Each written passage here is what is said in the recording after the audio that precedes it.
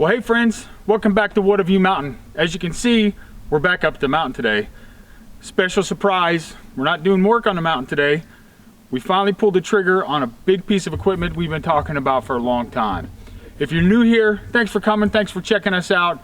My wife and I love to share our journey as we progress up here at Watavue Mountain and as we progress back in suburbia. If you're coming back, we appreciate your support. We're thankful that you're with us on this journey. It's an absolute blessing for us to be able to share it. So thanks for coming. Enough of me talking. Let's get down to business and let's see what we bought to make our lives a whole lot easier up here on the mountain.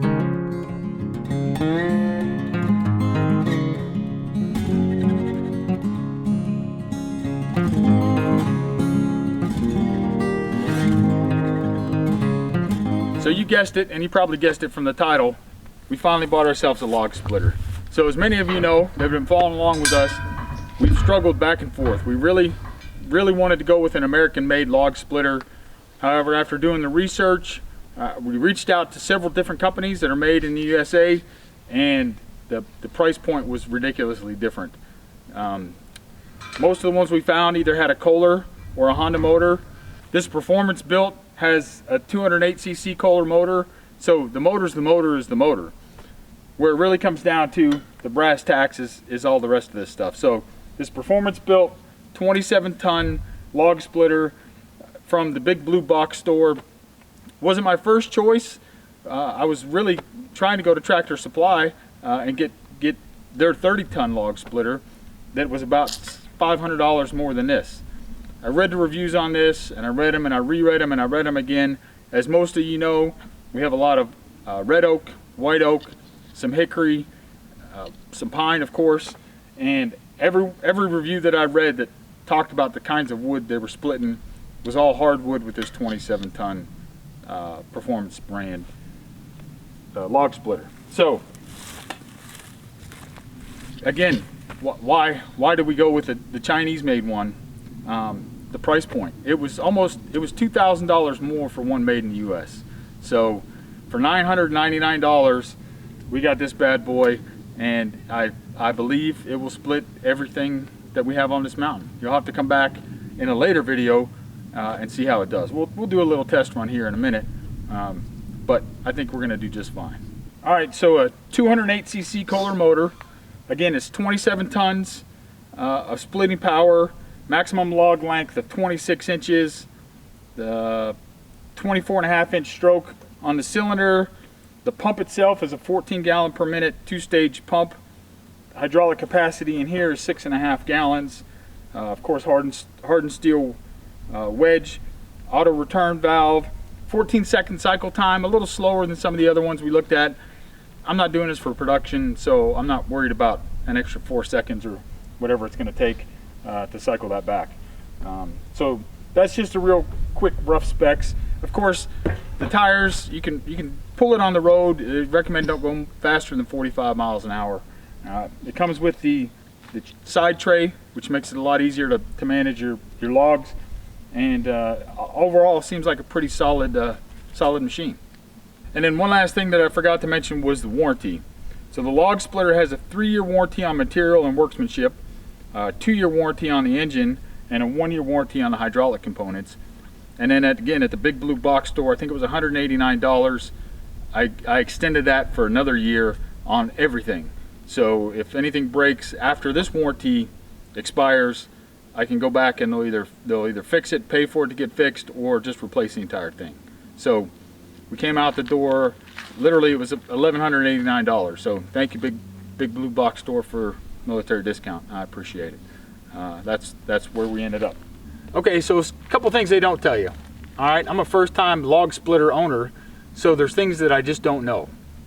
One of those things is it ships with this little yellow plug that's right here, that this is your hydraulic fluid tank. So you have to remove this little yellow thing, and inside on the other side, I'll show you, there's a canister on the other side that has a bunch of tools and stuff in it. This is the dipstick so that you can check your hydraulic fluid. So take the little yellow thing out, that's just for shipping, and then put the little silver one in that has a dipstick, just like your oil dipstick, and bada boom, bada bing, Bob's your uncle.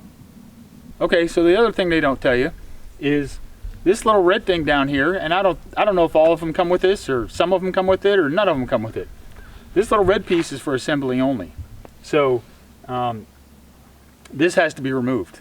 So let's go ahead and we'll do that real quick. So, and there you go. We just clapped it off. So as you can see, this was just a support bracket to help hold that in place. You just knock it out of place. There's a nice big bolt that I'm probably going to keep because you know I'm a hoarder like that. Another pin, a bunch of these little lock pins, and now all you got to do is pull the handle, flip it up, and you're in business if you want to sit down and use the log splitter and use it in the vertical position instead of the horizontal position. So a couple last things. Let's walk to the other side and talk about the first problem that I came across. I actually called the customer support people because I couldn't figure it out. I put fuel in it, I filled it up with oil, made sure we had plenty of hydraulic fluid, cranked it up. I got nothing. I was like, the motor ran great, but the ram head would not go forward or backward. So I had to call customer service, who did a fantastic job of walking me through it and had a great piece of advice. Anytime you buy a new piece of equipment, go through the instruction manual. This one comes with assembly instructions. He said go through all the assembly instructions and check piece by piece. That's how I found the red thing. That's how I figured out the yellow cap and the dipstick, and then that's how I figured out on the other side. Well, he told me about the other side, but it was in the instructions as well. So let's go to the other side and take a look at what we got. Okay, so like I said, I fired up the motor on the other side. It was all full of oil, full of fuel. Hooked up my lever here, hit the action to go forward, nothing happened. Hit the action to go back, nothing happened. I could hear the pump going, nothing was happening. So I called, like I said, and the guy was kind enough to tell me during assembly, this little red stopper that you can barely see right here. So was stuck in here. So when they do assembly, they put this little red stopper in here to check the pump and to pressurize the pump, and it was supposed to be removed when it was assembled. It wasn't removed, so I had to pop this hose clamp off of here and pop this little red guy out, and then she worked beautifully after that. The other thing on this side is this little canister right here. There's a lid somewhere that I don't have right now, but inside it says right on the side, operator's manual, metal plug, dipstick inside. So read a little, you'll get smart. Everything that we needed was in there, and all we had to do was buy some 10W30 to throw in there, some good clean fuel. It's a 4-stroke, so no mixing of oil or anything like that. You just put your fuel in there, fill up your hydraulics, and off you go. So let's give her a little test run and see how she does. All right, I got some earplugs in, I got my gloves on. We'll try a couple in a horizontal position, then we'll flip it up and we'll try a couple in a vertical position just to see how she does. So let's flip her on here. Hit the choke.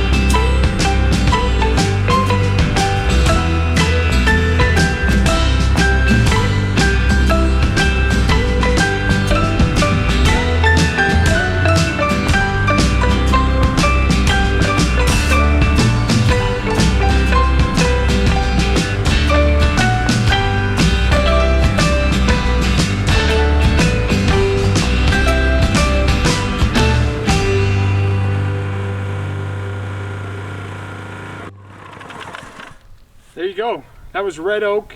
Not only just red oak, but red oak with a big fat gnarly knot, and she just screamed right through it. So let me get this thing flipped up and we'll try some in the vertical position and see how she does. All right, let's fire up and see how she does in the vertical position. I can't imagine it's going to be any different, but we'll see.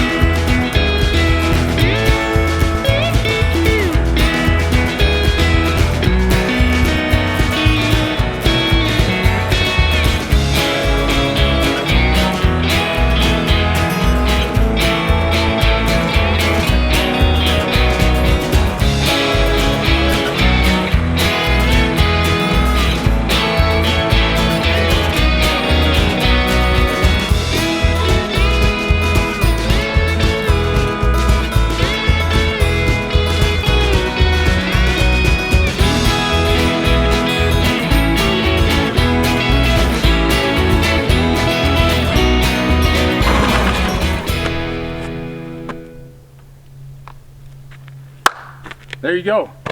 Easy breezy. That red oak just split like nothing. This thing didn't hiccup once. We're going to continue to use it. And guess who's never calling a firewood guy again? That's right, this guy. We have plenty of woods up here. We got plenty of trees on the ground already. Probably at least two full cords of wood on the ground already that we still need to buck up and bring up here so that so we can get it split up. So as always, thanks for joining us. It's an absolute blessing for us to be able to do this and share this with you. We're not showing off, hey, look what we bought, look what we bought. Hopefully it's helping whoever's behind us who has this same dream and this same destination. They understand, hey, I'm gonna have to buy some stuff in order for us to be able to do this. Just be smart about your purchase, do your research, take your time. You know, tomorrow's not promised. However, you just gotta do your due diligence before you just dive in on something. So hopefully this works out for us, and it continues to be part of this property for many years to come. So again, thanks for joining us. Make sure you hit like, hit subscribe, hit the little bell icon over there. Check out this video up here. We try to post every week. We've been off a little.